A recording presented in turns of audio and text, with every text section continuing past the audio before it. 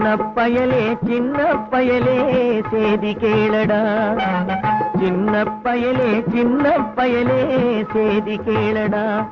நான் சொல்ல போற வார்த்தையை நல்லா எண்ணி பாரடா, நீ எண்ணி பாரடா.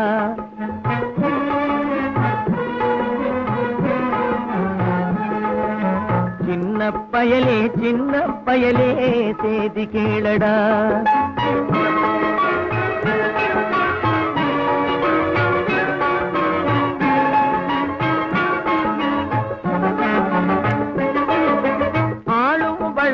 அறிவும் வளரணும், அதுதாண்டா வளர்ச்சி. ஆளும் வளரணும், அறிவும் வளரணும், அதுதாண்டா வளர்ச்சி. உன்னை ஆசையோடு ஈன்றவளுக்கு அதுவே நீ தரும் மகிழ்ச்சி.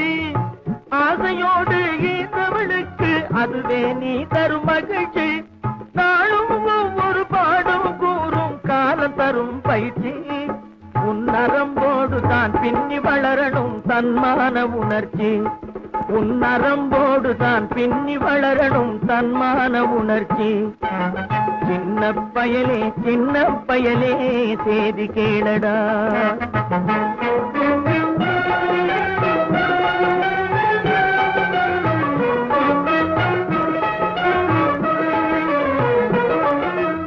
மனிதனாக வாழ்ந்திட வேணும் மனதில் வையடா தம்பி, மனதில் வையடா. மனிதனாக வாழ்ந்திட வேணும் மனதில் வையடா தம்பி, மனதில் வையடா. வளர்ந்து வரும் உலகத்துக்கே நீ வலது கையடா, நீ வலது கையடா. வளர்ந்து வரும் உலகத்துக்கே நீ வலது கையடா, நீ வலது கையடா. தனியுடைமை கொடுமைகள் தீர தொண்டு செய்யடா, நீ தொண்டு செய்யடா. தனியுடைமை கொடுமைகள் தீர தொண்டு செய்யடா, நீ தொண்டு செய்யடா. தானா எல்லாம் மாறும் என்பது பழைய பொய்யடா, எல்லாம் பழைய பொய்யடா. சின்ன பயலே சேதி கேளடா.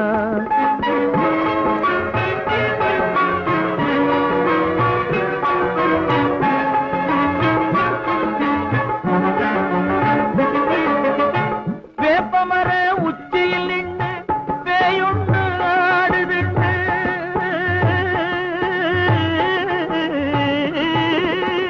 வேப்பமர உச்சியில் நின்று பேயுண்டு ஆடுன்னு விளையாட போகும் போது சொல்லி வைப்பாங்க. உந்தன் வீரத்தை கொழும்பிலேயே கிள்ளி வைப்பாங்க. வேலையற்ற வீணர்களில் மூளையற்ற வார்த்தைகளை, வேலையற்ற வீணர்களில் மூளையற்ற வார்த்தைகளை வேடிக்கையாக கூட நம்பிவிடாதே. நீ வீட்டுக்குள்ளே பயந்து கிடந்து வெம்பி விடாதே, நீ வெம்பி விடாதே. சின்ன பயலே சேதி கேளடா. அன்புடன் தமிழக மக்களுக்கும் இதய தெய்வன் டாக்டர் புரட்சித் தலைவர் எம்ஜிஆர் கோடான கோடி ரத்தத்தின் ரத்தமான உடன்பிறப்புகளுக்கும் என் பணிவான வணக்கம். அண்ணா எம்ஜிஆர் மகான்கள் கழக நிறுவனரும் பொதுச் செயலாளரும் என்றும் எம்ஜிஆரின் எளிய தொண்டன் BSNL ஆர் ராஜா உங்களை அன்புடன் வணங்குகிறேன். இன்று நாட்டினுடைய நடப்பு நீங்கள் பத்திரிகை தாளிடுதல் பார்ப்பீர்கள். நாடு நலம் பெற வேண்டும், இம்மக்கள் வளம் பெற வேண்டும், எல்லோரும் சமநீதியாக இருக்க வேண்டும் என்று இன்று ஆளுகின்ற அரசு சொல்லப்படுகிறார்களே தவிர, ஆனால் நடைமுறை வாழ்க்கையில் அது சாத்தியமானதா என்றால் கேட்டால் கிடையாது. இப்பொழுது மாண்புமிகு தமிழக முதல்வர் அவர்கள் அந்நிய நாட்டுக்கு சென்றிருக்கின்றார். அங்கே தமிழ்நாட்டுக்கு பொருளாதார ரீதியாக தொழில் வளம் வழங்க வேண்டும் என்று அதற்காக போய் கையொப்பம் இட்டு வருகின்றார். ஒரு இடத்தில் 2000 கோடி, ஒரு இடத்தில் 3000 கோடி.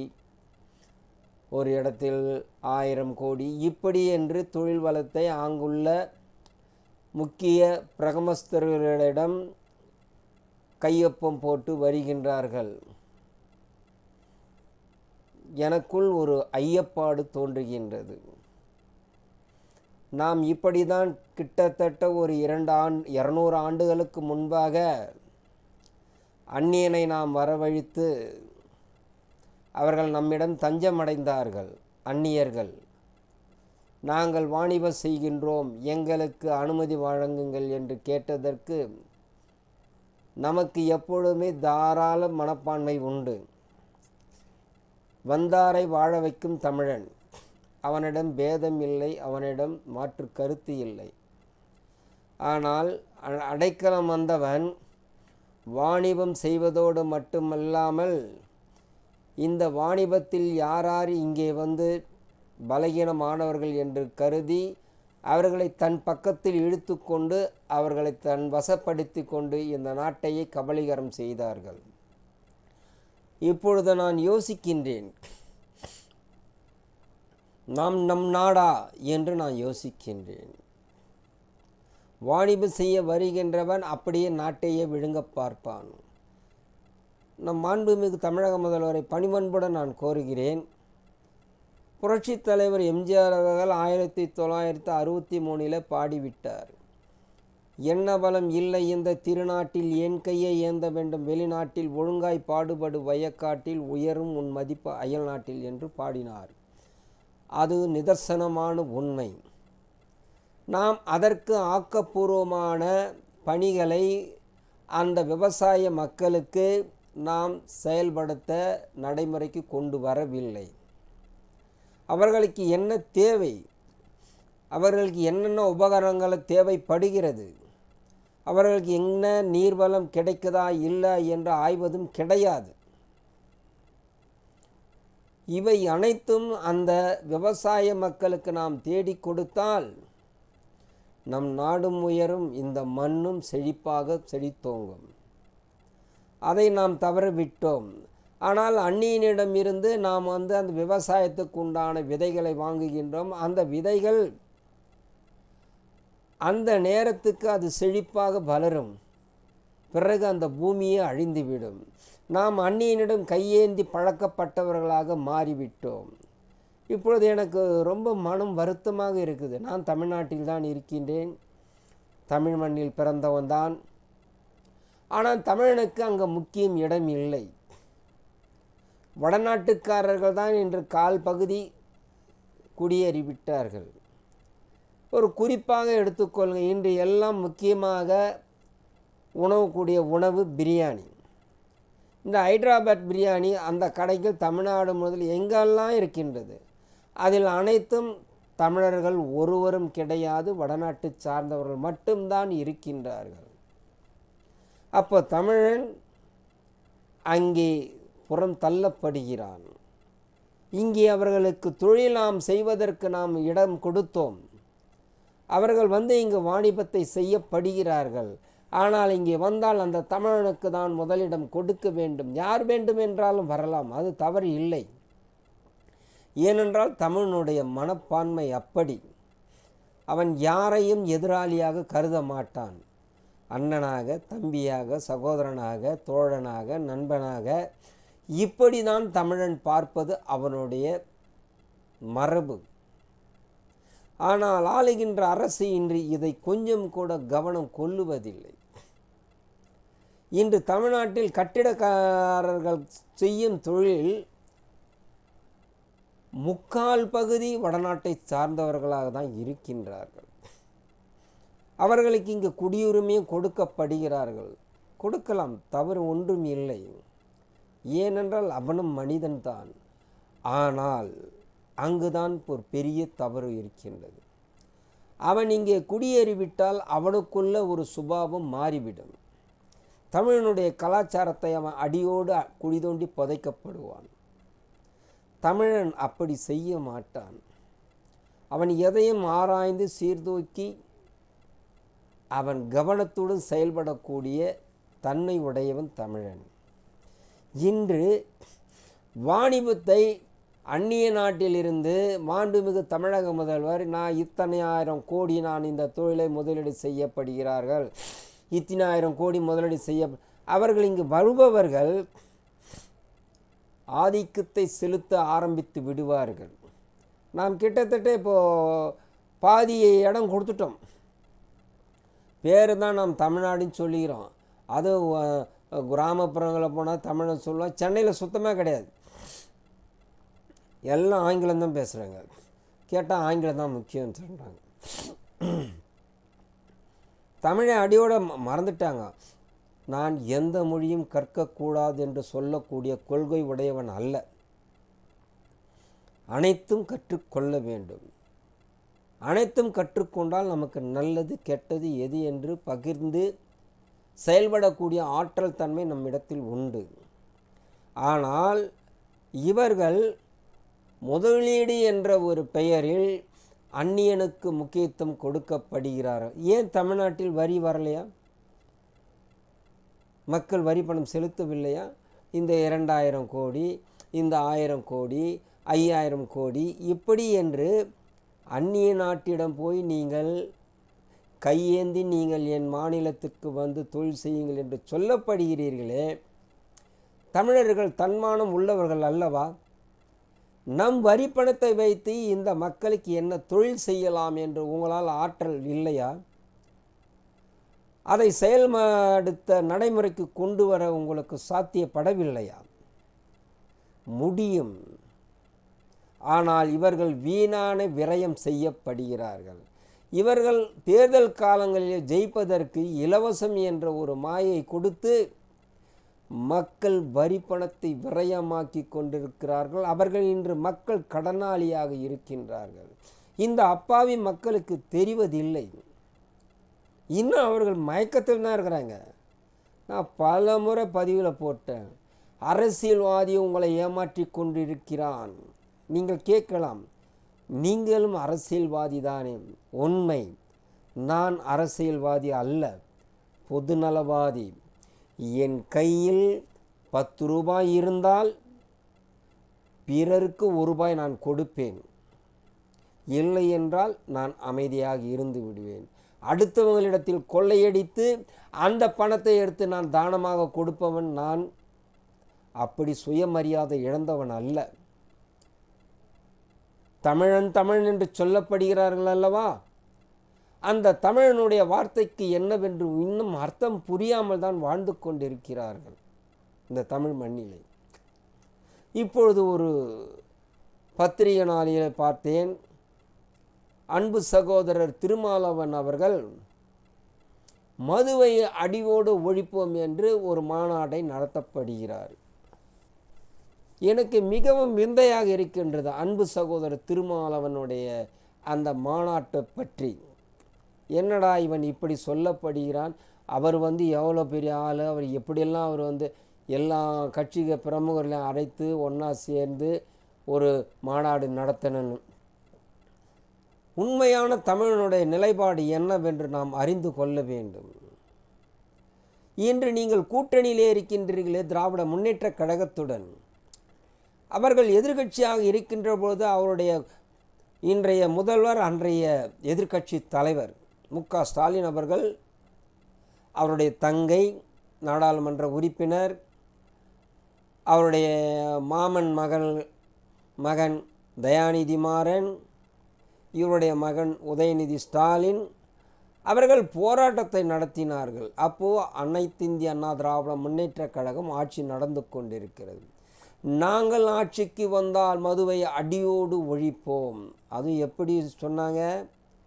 கருப்பு சட்டையை அணிந்து கொண்டு அவர்களுடைய இல்லத்தில் போராட்டத்தை நடத்தினார்கள். நாங்கள் ஆட்சிக்கு வந்தால் முதல் கையெழுத்து நீட் தேர்வை அடியோடு ரத்து செய்வோம் சொன்னாங்களே, செய்தாங்களா?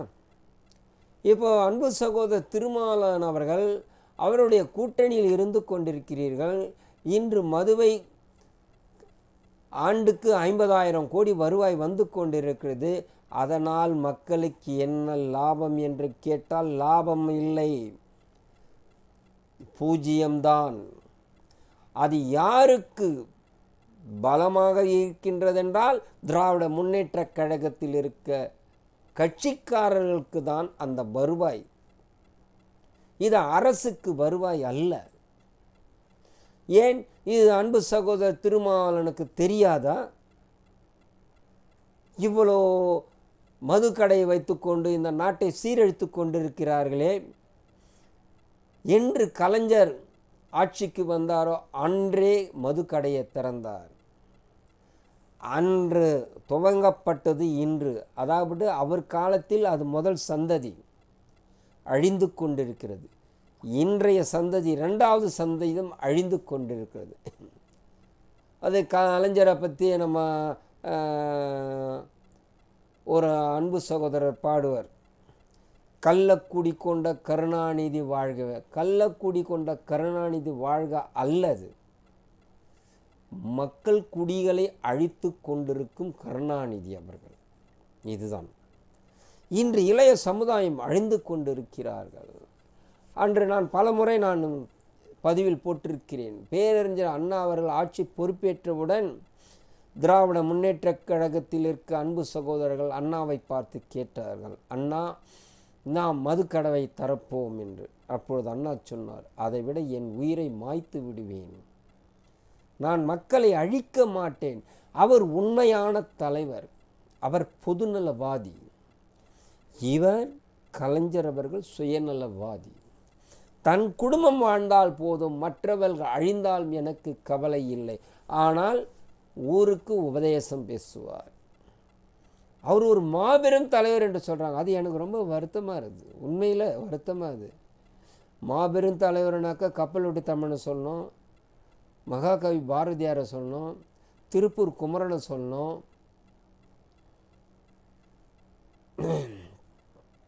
பாவேந்தர் பாரதிதாசனை சொல்லணும், பேரறிஞர் அண்ணாவை சொல்லணும். இவங்கெல்லாம் பொது நலத்துக்காக வாழ்ந்தவர்கள். கர்ம வீரர் காமராஜரை சொல்லணும். ஏன் மறைந்தும் மறையாமலும் வங்க கடலோரும் காஞ்சி மண்ணின் இடபாகத்தில் துயில் கொண்டிருக்கும் நம் தங்க தலைவன் பொன்மனச்செம்மல் புரட்சி தலைவர் எம்ஜிஆர், இவர்களை சொன்னால் அது பொருந்தும். இப்போ என்னடானாக்கா எங்கே பார்த்தாலும் கலைஞர் பேர் தான். கேட்கறதுக்கே அருவருப்பாக இருக்குது, பார்க்கறதுக்கு கண்ணு கூசுது. அப்பேற்பட்ட தலைவர் அல்ல அவர். அவர் என்ன இந்த நாட்டு மக்களுக்காக சுதந்திரத்துக்காக போராடினாரா? பசியும்பட்டினம் அந்த ஜெயிலில் இருந்தாரா? இல்லை வெள்ளைக்காரனோட கொத்தடிமைப்பட்டு அவர் தன்னுடைய வாழ்க்கையே இழந்தாரா? இல்லை, அண்ணாவின் இயக்கத்தில் சேர்ந்தார். அவருக்கு தமிழ் நல்ல வரும், கதை வசனம் எழுதுவார். அவர் ஒரு தொழில் செய்தார், அதில் முன்னுக்கு வந்தார். கடைசியில் அவர் ஆண்டியானார். அந்த ஆண்டியானதுமே அதற்கு யார் அடைக்கலம் கொடுத்து அவர் வாழ்வளித்தது என்றால் நம் தங்க தலைவன் பொன்மனச்செம்மல் புரட்சி தலைவர் எம்ஜிஆர். அன்று அவர் வாழ்வளிக்கவில்லை என்றால் இந்த கலைஞர் அவர்கள் இந்த மண்ணில் 10ஓடு 1 11 இருந்திருப்பார். அவரை முதல்வராக தேர்வு செய்யாமல் இருந்திருந்தால் புரட்சி தலைவர் எம்ஜிஆர் அவர்கள், கலைஞர் அவர்கள் இப்பொழுது இருக்கின்றார்களா திராவிட முன்னேற்ற கழக உடன்பிறப்புகள், அவர்களை போன்று இவரும் இருந்திருப்பார். ஆனால் அவர் தந்திரவாதி. புரட்சி தலைவரிடம் அடைக்கலமாகி தன் வாழ்க்கையை அவர் வளப்படுத்தி கொண்டார். அதைதான் புரட்சி தலைவர் நாளை நமதே சொல்வார், நண்பன் என்று பாராமல் முதுகில் குத்தியவன் நீ அல்லவா, உன்னை நான் தண்டிக்க மாட்டேன், மக்கள் உன்னை தண்டிப்பார்கள். அந்த தண்டனையை கலைஞர் அவர்கள் பெற்றார். புரட்சி தலைவர் சாதாரண மனிதர் அல்ல, அவர் மாமனிதன். இறைவன் என்று சொல்லலாம், மாமேதை என்று சொல்லலாம், வள்ளல் என்று சொல்லலாம், கருணை என்று சொல்லலாம், கடமை வீரன் என்று சொல்லலாம், உத்தமன் என்று சொல்லலாம். இப்படி பல நற்சொற்களை புரட்சி தலைவருக்கு சொல்லலாம். அதைதான் பேரறிஞர் அண்ணா அவர்கள் என் தம்பி எம்ஜி ராமச்சந்திரன் மக்கள் திலகம் என்று பெயரிட்டார். மக்களினுடைய நெத்தியிலே அவர் திலகமாக திகழ்ந்து கொண்டிருக்கிறார். ஏன் நான் உங்களுக்கு இதை பற்றி குறிப்பிடுகிறேன் என்றால், தமிழக மக்கள் சற்று சிந்தித்து பாருங்கள். இன்னும் நீங்கள் தன்னை மறந்துதான் வாழ்ந்து கொண்டு இருக்கிறீர்கள். இன்னும் இந்த நாடு நலம் பெறவில்லை. இப்போ ஒரு அந்நிய நாட்டிலேருந்து தொழில் வளம் வந்துட்டானாக்க இங்கே தமிழ்நாட்டு மக்கள் சிறப்பாக இருந்துருவாங்களா? ஆயிடுவாங்களா? ஆக மாட்டாங்க. ஒரு அரசாங்கத்து இருக்கும் துறையை தனியாருக்கு என்று தாராவுக்கு ஆரம்பித்து விட்டோமோ அன்றே இந்த நாடு அழிந்தது. மக்களும் அழிந்து கொண்டு வருகிறார்கள். மக்களுக்காக வாழ்பவன் தான் பொதுநலவாதி. தனக்காக வாழ்பவர் சுயநலவாதி. அவர் பக்கம்தான் நீங்கள் எல்லாம் இருக்கிறாங்க. அந்த மக்களுக்கு தெரிய மாட்டேங்குது. என்ன கூட சொல்கிறாங்க, நீ பிழைக்க தெரியாத. எனக்கு அதை பற்றி கவலை கிடையாது. நான் எதையும் கொண்டு வரவில்லை, எதையும் கொண்டு போகவும் முடியாது. இருக்கின்ற வாழ்க்கையை பிறருக்கு நாம் நன்மையாக வாழ்ந்தாலுமே அது நம் தாய் தந்தையருக்கு செய்த புண்ணியமாக என்று நான் கருதக்கூடியவன். அண்ணாவின் தம்பியாகவும் இதயதேவன் டாக்டர் புரட்சித் தலைவர் எம்ஜிஆரின் எளிய தொண்டனாகவும் இந்த பிஎஸ்என்எல் ஆர் ராஜா மக்களின் ஒருவனாக வாழக்கூடியவன். நான் மக்களிடத்தும் சென்று பேசுகிறேன். பணம் இருக்குதான்னு கேட்குறாங்க. எனக்கு ரொம்ப வருத்தமாக இருக்குது. எதுக்கு பணம் கொடுக்கணும்? அரசியல்லாம் கொடுக்குறாங்க, நீங்கள் கொடுங்க. சரி, நான் உன்னை கொடுத்துட்டு ஏமாற்றணுமா? சொல்லு, கொடுக்குறேன். உனக்கு நான் ஒரு 1000 ரூபா கொடுத்தனா உன் தலைமையில் ஒரு 2 லட்ச ரூபா ஆட்டையை போடுவேன். சம்மதமா? அது எப்படி நீங்கள் அப்படிலாம் சொல்கிறீங்க? இன்றைக்கி அதுதானே வாழ்ந்துட்டு இருக்கிறீங்க. நீங்கள் வளரவில்லை, அவர்கள் வாழ்ந்து கொண்டு இருக்கிறார்கள். இந்த மக்கள் என்று உணரப்படுகிறார்களோ அரசியல்வாதியை பார்த்து கேட்டு அவர்கள் வேட்பாளராக வருகின்ற போது எங்களுக்கு நீ என்ன செய்வாய், 5 ஆண்டு காலத்தில் என்னென்ன திட்டங்களை வகுக்கப்படுவாய், அதற்கு எங்களுக்கு உத்தரவாதம் கொடுங்கள் என்று மக்கள் கேட்கப்படுகிறார்களோ அன்றுதான் அரசியல்வாதி பயப்படுவான். நான் தாராளமாக சொல்கிறேன், உத்தரவாதம் கொடுக்குறேன். 15 கோடி உனக்கே சொந்தம், எனக்கு சொந்தம் கிடையாது. நீ தான் முதலாளி, நான் தொழிலாளி. உங்கள் ஊழியன், உங்கள் சேவகன், உங்களின் தொண்டன். பேரறிஞர் அண்ணாவின் பொன்மொழி. இதை புரட்சித் தலைவர் எம்ஜிஆர் கடைபிடித்தார். அந்த கொள்கையை இந்த எளியவன் கடைபிடிப்பேன். நான் 2027 இதை தான் சொல்லுவேன். நான் யாருக்கும் அதை கொடுக்குறேன் இது கொடுக்குறேன் சொல்லவே மாட்டேன். உன் தேவை என்ன அதை சொல், நான் பூர்த்தி செய்கிறேன். எந்த அதிகாரியிடத்தில் சென்றாலும் உனக்கு உடனடியாக அவர்கள் செய்து தரப்பட வேண்டும். அப்படி தரப்படவில்லை என்றால் அவர்கள் அந்த தொழிலில் நீடிப்பது மாபெரும் கஷ்டம். அவர்களில் வேலையிலிருந்து அகற்றப்படுவதற்கு நான் வழி செய்வேன். கேள்வியும் கேட்பேன் அவர்களை பார்த்து. நீ மக்களின் ஊழியன், மக்களின் சேவகன். அவர்கள் முதலாளி, நீ தொழிலாளி. அவர்களுக்கு கேட்கின்ற என்ன சலுகையிலோ அதை செய்து கொடுப்பது உன்னுடைய கடமை. அவங்க தான் உனக்கு மாதமான சம்பளம் கொடுக்குறாங்க. அதை வாங்கி நீ அவங்கக்கிட்டே 1000 சட்டம் பேசுகிற, அவங்ககிட்டே லஞ்சம் கேட்குற. அப்போ இந்த பதவிக்கு நீ தகுதியானவர் அல்ல. கொள்ளையடிக்கும் கூட்டத்தோடு போய் நீங்கள் சேர்ந்துருன்னு அவனை திட்டி விட்ருவோம். இது தாராளமாக நான் செய்வேன். அதுக்காக மக்கள்கிட்ட போய் நான் அதை கொடுக்குறேன் இதை கொடுக்குறேன்னு நான் சொல்லவே மாட்டேன். உங்கள்கிட்ட குண்டாவை கொடுத்துட்டு அண்டாவை தள்ளியும் போகிறாங்க. இன்றைக்கி நீங்கள் ஏழ்மையாக தான் இருக்கிறீங்க, இன்னும் நீங்கள் முன்னேறல. அரசியல்வாதி அவன் கோடீஸ்வரன் ஆகிட்டான். அவனுக்குன்னு ஒரு சட்டம் இருக்குது. ஏமாத்துறதுக்குன்னு அவங்ககிட்ட ஒரு வல்லுநர் இருக்காங்க. அவனுக்குன்னு சாதகமாக பேசுறது இருக்கிறாங்க. ஆனால் நீ தான் இன்னும் பிச்சைக்காரனாகவே இருக்கிற. இந்த நிலை மாற வேண்டும். அந்நிய நாட்டில் கையொப்பம் இட்டுவிட்டால் தமிழ்நாடு தலை சிறந்த நாடாக மாறும் என்று நினைக்கவே கூடாது. இன்னும் தொழில் வளம் பெருக வேண்டும். பத்திரிகையில் போகிறீங்க, தமிழகத்தில் தமிழக அரசு பெரிய முன்னணியாக இருக்குது தமிழ்நாடுன்னு. அனைத்து துறையில் லஞ்சமாக இருக்குது. முதல்ல அதை ஒழிங்க. நம்மக்கிட்ட இருக்கிற அழுக்கை முதல்ல அப்புறப்படுத்துங்க. அந்த அழுக்கை அப்புறப்படுத்தினாலுமே இந்த நாடு தூய்மையாகிடும். உங்கள்கிட்டே அவ்வளோ அழுக்கு இருக்குதே. ஒவ்வொரு அமைச்சரும் பல ஆயிரம் கோடி வச்சுக்கிறான். அவனுக்குன்னு ஒரு வக்கீல் இருக்கிறாங்க வாதாடுறதுக்கு. ஏன்னா அவன் சம்பாதிக்கிறான் இல்லையா. இந்த மக்களை அப்பாவிகள் என்று நினைத்து கொண்டு செயல்படுத்துகிறார்கள். இந்த அன்பு சகோதரர் திருமாவளவன் அவர்கள் மதுவில் பற்றி மாநாடு போடுகிறார், அதனால் மக்களுக்கு பயனுள்ளதா என்றால் கேட்டால் ஒருபோதும் கிடையாது. நீங்கள் திராவிட முன்னேற்ற கழகத்தில் தோழமையாக இருக்கின்றீர்களே, நீங்கள் அதை விட்டு வெளியே இந்த மாநாட்டை நடத்துங்கள். நான் மதுவை எதிர்ப்பவன். இந்த அரசு மதுவை செயல்படுத்தி கொண்டு வருகிறது.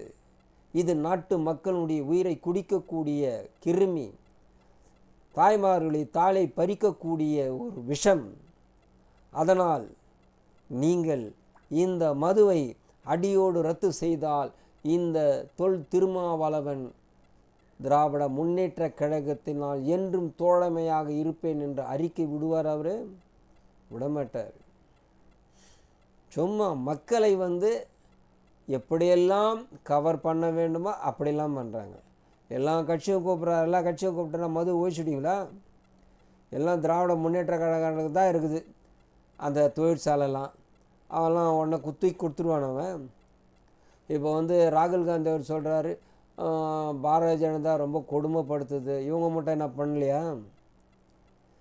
தொலைபேசி நிறுவனத்தை தனியாரிடத்தை அடமான வைத்து விட்டு இன்றைக்கி அந்த தொலைபேசி நிறுவனத்தை சீரழித்து விட்டீர்களே. தலை நிமிர்ந்து வாழுது அந்த நிர்வாகம். இன்றைக்கி வங்கிகள் அனைத்தும் தனியாராக இருக்கின்றது. அது செய்தீங்களா? அது உன்னுடைய பாட்டி அது அரசாங்கமாக மாற்றினாங்க. ஆனால் அவங்க அரசாங்கமாக வச்சதே நீ தனியாராக மாற்றிட்ட. அது மட்டுமா, இலங்கையில் பிரபாகரன் அவர்கள் இலங்கை தமிழருக்காக போராடுகின்ற அவர்கள் வாழ்க்கைக்கு நீங்கள் உத்தரவாதம் கொடுத்தீங்களா? உங்கள் தந்தையை கொண்டுட்டாங்கன்றதுக்காக நீங்கள் அவங்க அவருடைய இதுவே அழிச்சிட்டிங்களே. அது பாவம் அல்லவா? அது இதுக்கு திராவிட முன்னேற்ற கழகம் ஆதரவு கொடுத்துதா? உங்கள் கூட தானே தோழமையாக இருந்தது. இவர் இங்கே கலைஞர் படுத்துக்கின்னு தமிழ் வாழ்க தமிழ் உயிர் அப்படிலாம் சொன்னார். யாரை ஏமாத்துறதுக்கு? அண்ணா சமாதியில் படுத்துக்கின்னு தலையில் மனைவி காலில் துணைவி, நான் இதற்காக தமிழர்களுக்காக நான் போராடுகிறேன். போராடுறது தான் நீ போய் இலங்கையில் போராடிடணும். தெரியும் இதெல்லாம் மக்களை ஏமாத்து வேலை. தமிழனை குத்தாக 1 மணி நேரத்துக்கு 40,000 பேர் 50,000 பேர். அப்பொழுது சிதம்பரம் நிதி மந்திரி உன்னுடைய சகாக்கள் தானே இருந்தாங்க திராவிட முன்னேற்ற கழகத்தில். தயாநிதி மாறன், அழகிரி, அப்போல்லாம் வாய முடிட்டு இன்றைக்கி நீங்கள் நாங்கள் மதுவை ஒழிப்போம் என்று சொல்லப்படவில்லை. எந்த விதத்தில் நியாயம்? நீங்கள் அதற்காக வெளியே வாங்க, வெளியே போராடுங்க. நான் திராவிட முன்னேற்ற கழகத்திலிருந்து விலகிவிட்டேன். இந்த திராவிட முன்னேற்ற கழகம் மக்களின் உயிரை குடிக்கின்றது. மதுவை கொடுத்து மக்களை மயக்கத்தில் தள்ளி இன்று மக்கள் மாண்டு கொண்டிருக்கிறாள் என்று பகிங்கரமாக அறிக்கை விடுங்கள். அப்பொழுது நான் அன்பு சகோதரர் திருமாவளவனை பார்த்து நான் வணங்குகிறேன். இந்த மாநாடு மக்களை ஏமாற்றுவதற்காக நடத்தப்படக்கூடிய மாநாடு. நீங்கள் மாநாடு நடத்திட்டாக்கா ஒன்றும் தமிழக முதல்வர் மது கடை மூடிடுவாரா? அதெல்லாம் மூட மாட்டார். அவர்கிட்ட இருக்கிறதெல்லாம் அந்த திராவிட முன்னேற்ற கழகத்தில் இருக்கிறவங்க தான். இந்த நாடு மாற்றம் கொள்ள வேண்டும் என்றால் மக்கள் மாறுதல் அடைய வேண்டும். யார் தவறு செய்யப்படுகிறார்கள் அவர்களை தண்டிக்கப்பட வேண்டும். அது எப்பேற்பட்ட நபராக இருந்தாலும் சரி, அவர்களை நீங்கள் நடுவீதிக்கு கொண்டு வந்தால்தான் அவர்கள் பயப்படுவார்கள். இருக்கிறது வழக்கம் என்றன அதெல்லாம் பார்க்கவே கூடாது. அவனை நடுவீதிக்கு கொண்டு வந்துடணும். எந்த நீதிமன்றம் தீர்ப்பு கொடுக்காதது மக்கள் தீர்ப்பு கொடுக்க வேண்டும் அவர்களுக்கு. என்னுடைய சொத்தை அபகரிப்பதற்கு உனக்கு யார் அங்கீகாரம் கொடுத்தார் என்று மக்கள் அனைவரும் அணிதிரண்டு படை திரண்டு அவர்கள் சொத்துக்களை அனைத்தும் பறிமுதல் செய்தால்தான் அரசியல்வாதிகள் பயப்படுவார்கள். இது என் பணிவான அன்பான வேண்டுகோள். மக்கள் வீழ்ந்து வீழ்ந்து மடிந்து கொண்டு இருப்பதை என்னால் பார்க்க இயல முடியவில்லை. பேசிக்கொண்டே இருக்கிறார்கள். துடித்து கொண்டிருக்கிறார்கள். வாழ்க்கை அவர்கள் மேம்பாடு அடையவில்லை. ஏதோ படித்தவன் ஐடி நிறுவனத்தில் இருக்க அவன் கொஞ்சம் நல்லா இருக்கிறான், ஆனால் அவனுக்கு 1008 பிரச்சனை இருக்குது. ஆனால் அடித்தட்டு மக்கள் கிட்டத்தட்ட 85% பேர் இருக்கிறான். அன்றைக்கி அந்த 85% மக்கள் அடிப்பட்டு செத்து கொண்டிருக்கிறான். அவன் வாழ்க்கையில் ஒரு மாற்றம் காணவில்லை. வரும்போது ஓட்டை போட்டு பணத்தை வாங்கி அவன் முடிஞ்சு போச்சு, அவன் வாழ்க்கையே முடிஞ்சு போச்சு, அழிஞ்சு போகுது. இதிலிருந்து மாறுபட வேண்டும். இவைதான் அண்ணா எம்ஜிஆர் மகான்கள் கழகத்தின் கொள்கை. மக்களிடத்தில் உண்மையை சொல்வேன். உங்கள் தேவை என்ன, உங்களுக்கு நான் என்ன செய்ய வேண்டும் அதை மட்டும் கேளுங்கள். உங்கள் வரி பணத்தை எப்படி நான் செலவழிக்கப்பட வேண்டும் என்று சொல்லுங்கள். நல்லவைகளை செய்கிறேன். ஏனென்றால் நீங்கள் முதலாளி. ஒரு சட்டமன்ற உறுப்பினராக தேர்ந்தெடுக்கப்பட்டால் 1 லட்சம் சம்பளம் வழங்கப்படுகிறீர்கள். நீங்கள் முதலாளி. அந்த எம்எல்ஏவாக இருக்கின்ற தொழிலாளி, அவன் சேவகன். அவர்களுக்கு அதிகாரம் கிடையாது. இந்த மக்கள்தான் அதிகாரம் அவர்களுக்கு வழங்கப்படுகிறார்கள். இந்த கொள்கையை அண்ணாவின் தம்பியாக இதயதேவன் டாக்டர் புரட்சித் தலைவர் எம்ஜிஆர் எளிய தொண்டனாக என்றும் எம்ஜிஆர் எளிய தொண்டன் BSNL ஆர் ராஜா 2026 இந்த கொள்கையை மக்களிடத்தில் எடுத்துச் சொல்வேன். உண்மையை சொல்வேன். மக்கள் அதை ஏற்றுக்கொண்டு எனக்கு வாய்ப்பு கொடுத்தால் இந்த சைதை பகுதியை மேம்பாடு தொகுதியாக மாற்றி மக்கள்தான் அனைத்துக்கும் முன்னுரிமை வழங்கப்படும், அவர்கள்தான் இதை சாதிக்க வேண்டும், எந்த துறையில் சென்றாலும் அவர்களுக்கு நன்மை நடக்க வேண்டும் என்று சொல்லி என் பணி ஆற்றுவேன். இந்த பதியை நிறைவு செய்கிறேன். வாழ்க அண்ணா நாமம், வாழ்க புரட்சித் தலைவர் எம்ஜிஆர் நாமம். என்றும் எம்ஜிஆர் எளிய தொண்டன் BSNL ஆர் ராஜா.